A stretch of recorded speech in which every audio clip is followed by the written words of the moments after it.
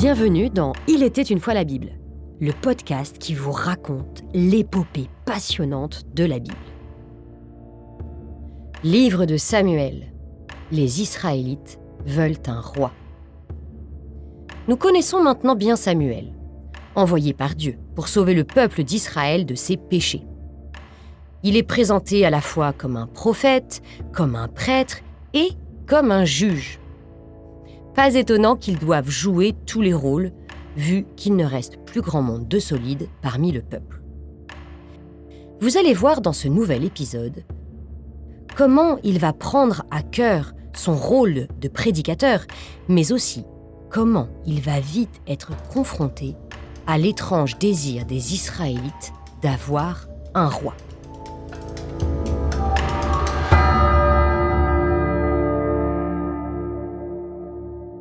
Depuis le jour où l'arche s'installa à Kiriath-Yearim, de nombreux jours s'étaient écoulés.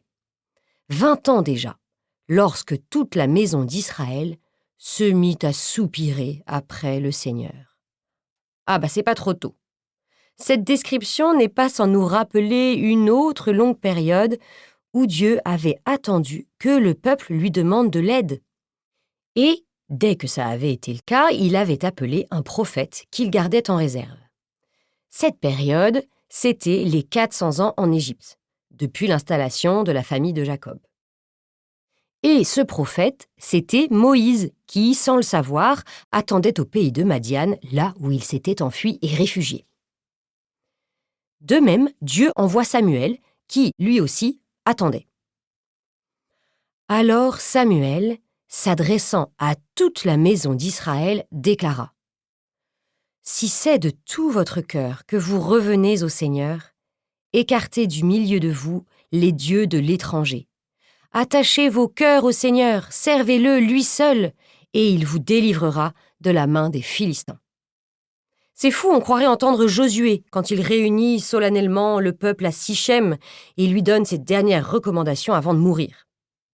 C'est comme si l'auteur voulait refermer la période des juges en repartant des conseils de Josué, conseils qui n'avaient pas du tout été suivis à l'époque des juges. Samuel dit : « Rassemblez tout Israël à Mispa, et je prierai pour vous auprès du Seigneur. » Ils se rassemblèrent donc à Mispa, ils jeûnèrent, et ils déclarèrent en ce lieu : « Nous avons péché contre le Seigneur. » Alors imaginez la joie de Dieu en entendant cela. Enfin, son peuple se tourne vers lui et reconnaît ses erreurs. Son cœur de père doit bondir de joie et il le montre sans attendre. Les Philistins apprirent que les fils d'Israël s'étaient rassemblés à Mispa. Et les princes des Philistins montèrent pour attaquer Israël. Alors, au début de la bataille contre les Philistins, au temps d'Élie, qui avait attaqué en premier ? C'était les Israélites. L'auteur nous montre que l'épisode qui commence va être exactement le contraire de celui du début de l'histoire. Les fils d'Israël, en l'apprenant, eurent peur des Philistins. Là aussi, la dernière fois que nous avions assisté à une bataille, qui avait peur ? C'était les Philistins, quand ils avaient appris l'arrivée de l'arche. Mais c'est pourtant eux qui avaient gagné. Ici, c'est le contraire. Ils dirent à Samuel : « Ne nous abandonne pas et ne cesse pas de crier vers le Seigneur notre Dieu pour qu'il nous sauve de la main des Philistins. » La dernière fois qu'avaient fait les Israélites pour être sûrs de gagner, ils avaient ramené l'arche jusqu'à eux. Là, au contraire, c'est eux qui vont s'adresser à Dieu par l'intermédiaire de Samuel, comme à une personne et non comme à un objet magique, vous vous souvenez.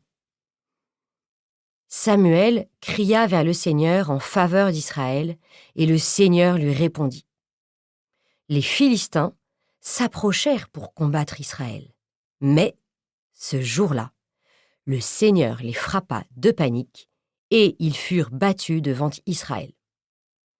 Et ce qui devait arriver arriva, le peuple qui a reconnu son péché, qui s'est tourné vers Dieu et l'a supplié humblement, gagne la bataille. Samuel jugea Israël tous les jours de sa vie. Donc Samuel a bien remplacé Élie dans sa fonction de juge, mais aussi de prêtre, accomplissant ainsi le dernier des 5 points de la fameuse sentence de l'homme de Dieu. En effet, rappelez-vous ce que cet homme avait dit à Élie. « Puis je susciterai pour moi un prêtre fidèle qui agira selon mon cœur et mon désir. » Donc ce prêtre fidèle, c'est bien Samuel. Mais Samuel n'est pas éternel. Que va-t-il se passer à sa mort? Allons-nous assister au même cycle que dans le livre des Juges? La période de paix et de fidélité à Dieu dure le temps de la vie du juge. Et puis quand il est mort, patatras, tout s'écroule. Écoutons ce qui va se passer avec les fils de Samuel. Nous sommes au chapitre 8 du livre de Samuel. Quand Samuel fut devenu vieux, il établit ses fils juges en Israël. Alors, on s'était demandé si on allait assister au même genre de cycle que dans le livre des Juges. Samuel semble avoir trouvé une solution pour éviter ça. Quelle est cette solution? C'est rendre héréditaire la fonction de juge, comme l'était à cette époque la fonction de prêtre. Le problème, c'est qu'on a bien vu, dans le cas des prêtres, que les enfants n'étaient pas toujours les meilleures personnes pour succéder à leurs parents. Cela semble presque une règle, puisque le texte nous apprend que les fils de Samuel ne marchèrent pas sur ses traces. Attirés par le gain, ils acceptèrent des cadeaux et firent dévier le droit. Donc Samuel a les mêmes problèmes qu'Élie avec ses enfants. Il va donc falloir trouver une autre solution. Tous les anciens d'Israël vinrent trouver Samuel à Rama. Ils lui dirent : « Tu es devenu vieux, et tes fils ne marchent pas sur tes traces. Maintenant donc, établis pour nous juger un roi comme en ont toutes les nations. » Ouh là là, cette demande est une révolution, mais aussi une sorte de retournement vis-à-vis de Dieu. Est-ce que vous voyez pourquoi? Depuis la sortie d'Égypte, Dieu a choisi Israël pour en faire son peuple, un peuple dont il est le roi, un peuple à qui il a donné au Sinaï des lois différentes de tous les autres peuples. Et là, les anciens veulent devenir un peuple comme les autres. Bien sûr, la demande d'avoir un roi n'est pas absurde en soi. L'expérience des juges a montré qu'avoir des chefs temporaires ne fonctionnait pas bien. En plus, la mission des juges était seulement de combattre l'ennemi, et non de faire que toutes les tribus s'unissent. À vue humaine, c'est donc une demande intelligente. Mais on peut aussi dire que si les juges n'ont pas marché, c'est parce que le peuple se tournait vers les idoles, et non parce que le pays était mal gouverné. En fait, les anciens demandent un roi parce qu'Israël n'a pas réellement donné à Dieu sa place de roi. La réaction de Samuel ne se fait pas attendre. Samuel fut mécontent parce qu'ils avaient dit « Donne-nous un roi pour nous juger » et il se mit à prier le Seigneur.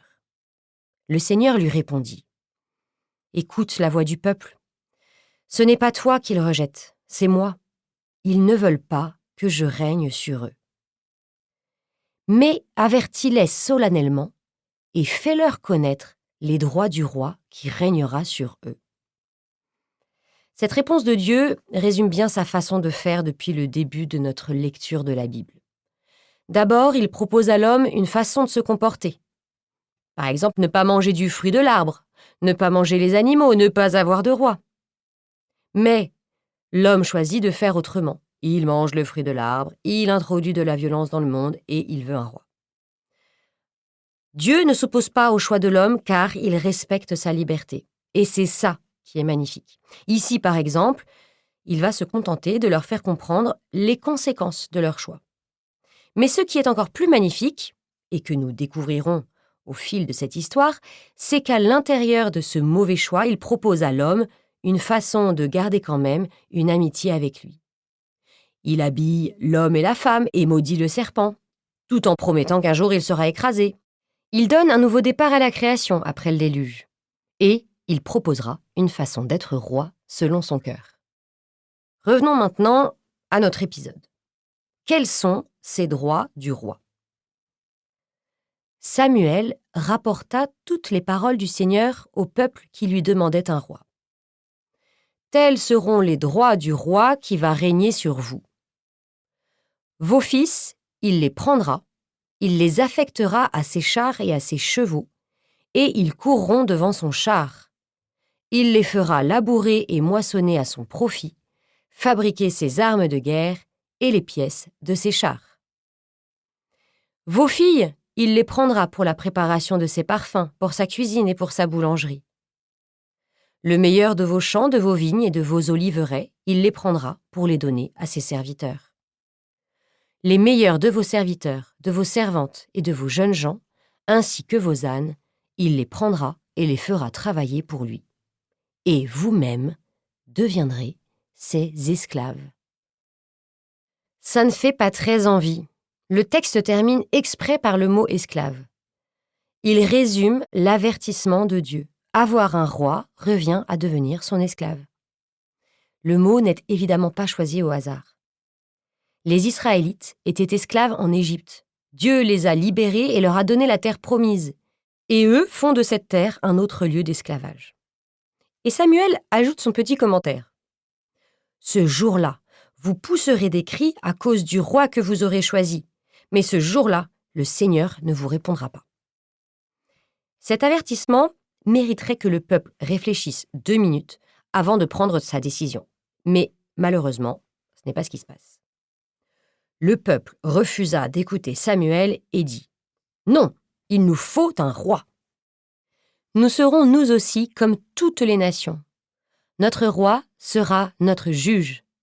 Il marchera à notre tête et combattra avec nous. » Samuel écouta toutes les paroles du peuple et les répéta aux oreilles du Seigneur. À qui vous fait penser cette façon qu'a Samuel de faire le facteur entre Dieu et les hommes ? Qui a fait des allers et retours à un moment important de l'histoire du peuple ? Eh bien, c'est Moïse, qui montait et descendait le Sinaï au moment de l'alliance avec Dieu. Ici aussi, Samuel fait des allers-retours pour prendre une décision. Mais une décision exactement inverse. Il ne s'agit pas de faire alliance, mais quasiment de divorcer. Alors j'ai une autre question. Est-ce que Dieu a besoin qu'on lui répète ses paroles ? Non, bien sûr. Mais il veut un dialogue. Il se choisit des intermédiaires, et c'est beau que Samuel ait le courage de tout lui dire. Et le Seigneur lui dit « Écoute-les, et qu'un roi règne sur eux. » Alors, Samuel dit aux hommes d'Israël « Allez, chacun dans sa ville. » C'est très impressionnant de voir que Dieu accepte la décision pourtant mauvaise des hommes, tout comme il nous laisse exercer notre liberté, même si c'est pour faire des mauvais choix. Maintenant que la décision est prise, quelle est l'étape suivante à votre avis ? Eh bien, c'est de trouver ce fameux roi. Nous verrons la semaine prochaine comment Samuel va s'y prendre. À très bientôt.